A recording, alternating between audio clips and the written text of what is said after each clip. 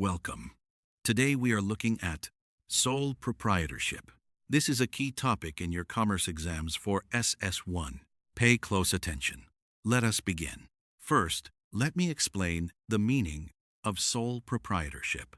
A sole proprietorship is a business owned and run by one person. It is the simplest and oldest form of business organization. There is no legal distinction between the owner and the business. The owner is the business. The owner receives all profits.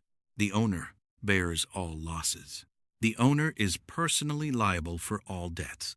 Examples of sole proprietorships include small shops, kiosks, tailoring shops, hairdressing salons, provision stores, and roadside food vendors. Many businesses start as sole proprietorships.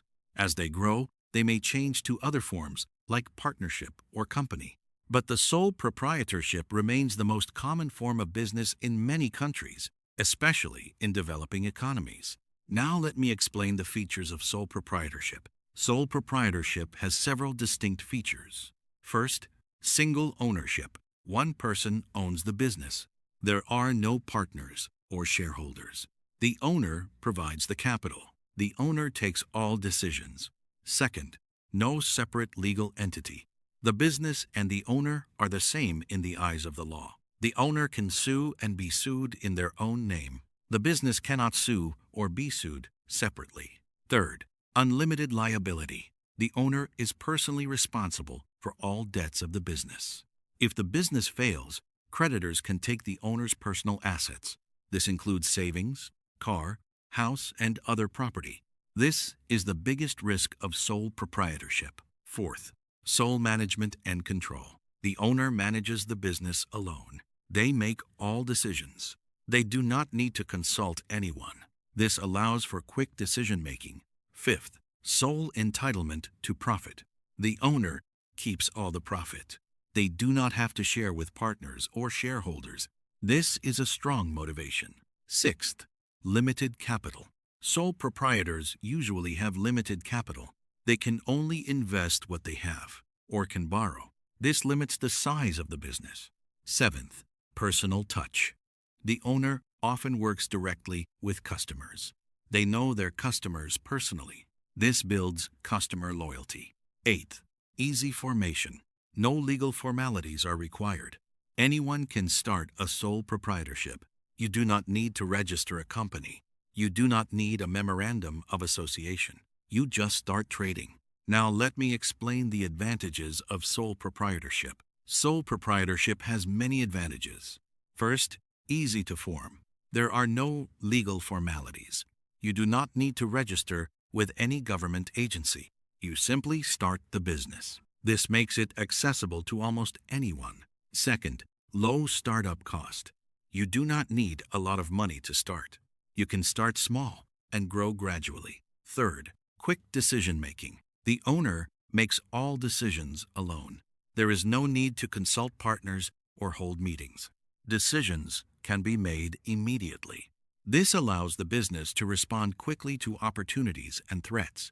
Fourth, direct motivation. The owner keeps all the profit.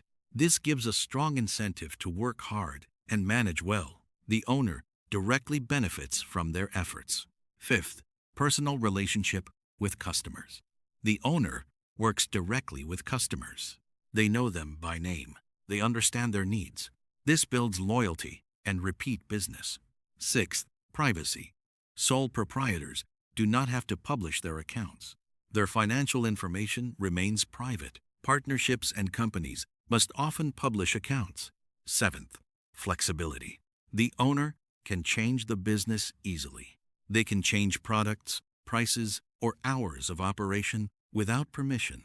Eighth, personal satisfaction. The owner has the satisfaction of building something themselves. They are their own boss. They control their own destiny. Ninth, easy to dissolve. If the owner wants to close the business, they simply stop trading. There are no legal formalities. 10th, government incentives.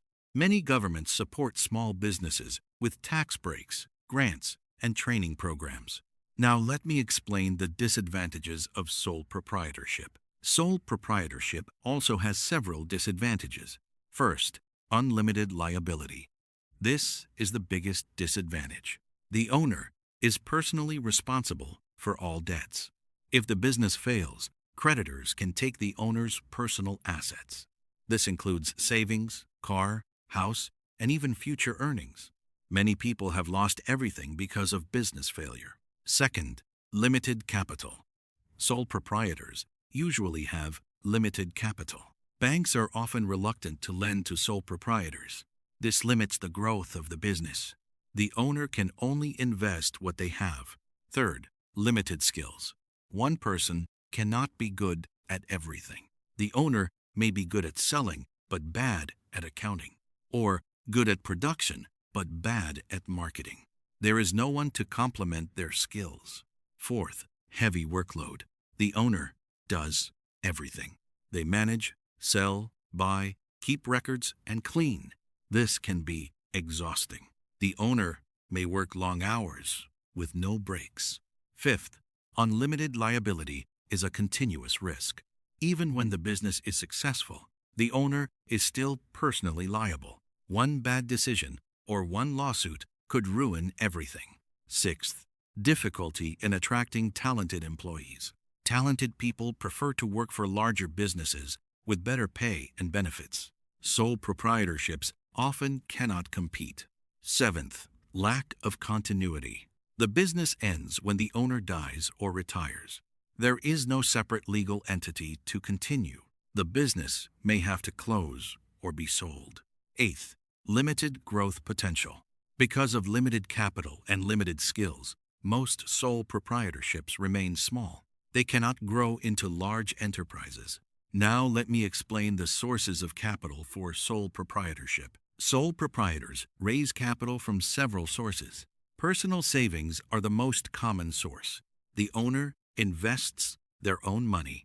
This may come from past earnings, inheritance, or gifts. Loans from family and friends are another source. Relatives may lend money at low interest. Bank loans are also possible. However, banks often require collateral. The owner may have to pledge personal assets like a house or car. Trade credit is another source. Suppliers may allow the owner to buy goods now and pay later. This is usually for short periods, like 30 days. Microfinance institutions provide small loans to sole proprietors. These are common in developing countries. Government grants and loans are available in some countries. These support small businesses and entrepreneurs. Finally, retained profits are a source of capital. The owner can reinvest profits back into the business instead of taking them out. Now let me explain the factors that make sole proprietorship suitable. Sole proprietorship is suitable for certain types of businesses. It is suitable for businesses that require small capital. A kiosk or roadside food vendor does not need much money. It is suitable for businesses that require personal service. Hairdressers, tailors, and carpenters work directly with customers. Customers value the personal touch. It is suitable for businesses that are small in scale. A corner shop does not need to be a large company. It is suitable for businesses that are local. The owner serves the immediate neighborhood. It is suitable for businesses that require quick decision-making. A market trader must make decisions instantly. It is suitable for businesses that are in the early stage. Many successful companies started as sole proprietorships. Once they grew, they changed to other forms. Now, let me explain the difference between sole proprietorship and other business forms. Sole proprietorship has one owner. Partnership has two or more owners. Company has many owners, called shareholders. Sole proprietor has unlimited liability. Partners have unlimited liability unless they are limited partners. Shareholders have limited liability. They can only lose what they invested. Sole proprietorship has no legal formalities.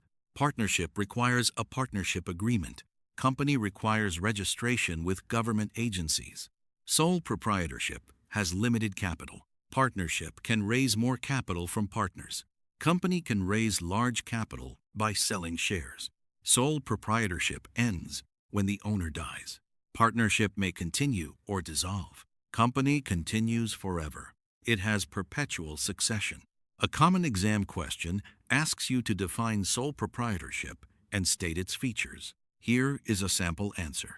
A sole proprietorship is a business owned and run by one person. Its features include single ownership, no separate legal entity, unlimited liability, sole management and control, sole entitlement to profit, limited capital, personal touch, and easy formation. The owner and the business are the same in the eyes of the law. The owner keeps all profits but bears all losses.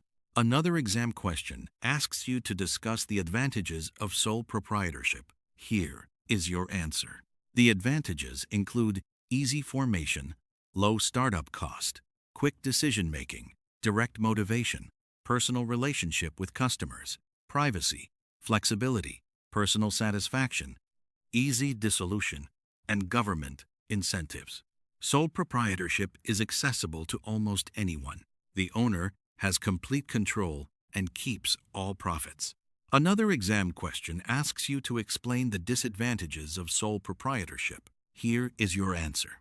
The disadvantages include unlimited liability, limited capital, limited skills, heavy workload, difficulty attracting talented employees, lack of continuity, and limited growth potential. The owner is personally responsible for all debts.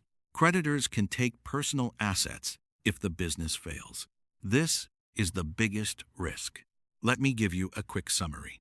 Sole proprietorship is a business owned by one person. Features include single ownership, unlimited liability, and sole control. Advantages include easy formation, low cost, quick decisions, and direct motivation. Disadvantages include unlimited liability, limited capital, heavy workload, and lack of continuity. Sources of capital include personal savings, family loans, bank loans, trade credit, and retained profits. Keep reviewing. Keep practicing. See you in the next topic.